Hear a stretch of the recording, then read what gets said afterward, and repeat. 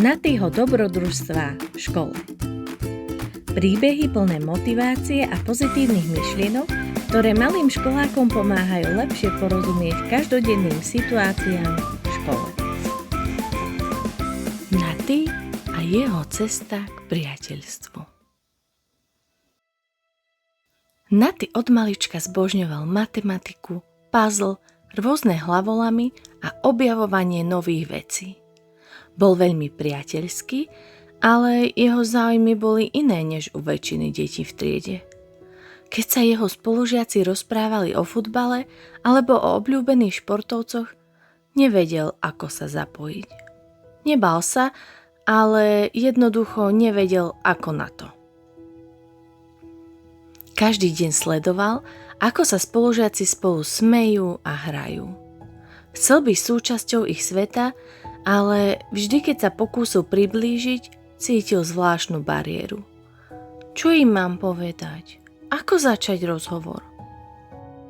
Jedného večera, keď mu mamka pred spaním čítala rozprávku na dobrú noc, sa na posteli posadil a povedal: Mami, ja by som veľmi chcel mať v škole kamarátov, ale neviem, ako sa mám s nimi skamarátiť. Mamka sa usmiala a pohladila ho po vlasoch. Natty, každý človek je iný. Niektorí sú odvážni a prihovoria sa hneď, iní potrebujú viac času. Ale vždy je dobré mať kamarátov. Môžeš skúsiť napríklad toto. Usmej sa. Úsmev ukazuje, že si priateľský a milý. Začni jednoduchou otázkou. Čo rád robíš? Alebo môžem sa pridať? Nájdi niečo, čo máte spoločné. Ak si niekto rád kreslí, môže sa ho opýtať na jeho obrázky, ale hlavne buď trpezlivý. Nie každý sa hneď chce rozprávať, ale to neznamená, že sa nemôžete stať kamarátmi. Natty si tieto rady zapamätal a na ďalší deň v škole sa rozhodol ich vyskúšať. Počas veľkej prestávky si všimol chlapca, ktorý sa hral s autíčkami. Chvíľu rozmýšľal, ako ho osloviť a potom si povedal: Som statočný, skúsim to. Usmial sa, spolužiakovi podýšiel a povedal: Tie autíčka vyzerajú super, máš nejaké obľúbené? Chlapec sa na chvíľu zamyslel, ale potom len pokrčil plecami. Radšej sa hrám sám, povedal a pokračoval v jazde so svojím autíčkom. Natty ostal prekvapený. Cítil, ako mu stislo žalúdok. Jeho nápad nevyšiel. O takejto situácii mu však mamka hovorila. A tak, namiesto toho, aby sa vzdal, si povedal: Možno chlapček práve nemá náladu, ale to neznamená, že svoju cestu za hľadaním priateľov vzdám. Musím byť predsa trpezlivý. Na druhý deň si Natty všimol dievčatko, ktoré skladalo domček z lega. Po včerajšej skúsenosti sa trochu bál, ale nazbieral odvahu a skúsil to znova.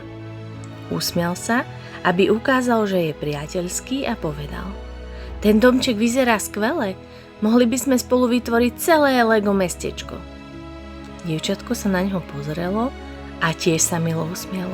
To je dobrý nápad, pomôžeš mi postaviť ďalšie veľké budovy? Ja som Zarka.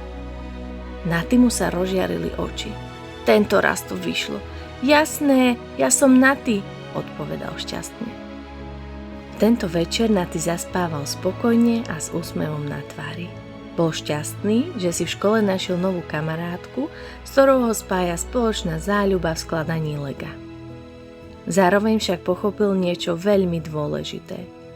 Nie s každým sa môžeme skamarátiť hneď a nie každý má vždy náladu nadväzovať nové priateľstvá. Milé deti, Natty sa tento týždeň v škole naučil, že každé priateľstvo sa začína malým, ale odvážnym krokom. Nepotrebuje žiadne veľké gestá, stačí aj jednoduché oslovenie. A keď mu jeden spolužiak povie nie, neznamená to, že sa musí hneď vzdávať. My ľudia sme rozdielni. Každý má rád niečo iné. Niekto miluje šport, niekto kreslenie, iný zas Lego. No mať kamarátov v triede sa vždy oplatí. Priatelia v škole nám pomáhajú cítiť sa lepšie, učiť sa spolu a zažívať spoločné chvíle plné zábavy.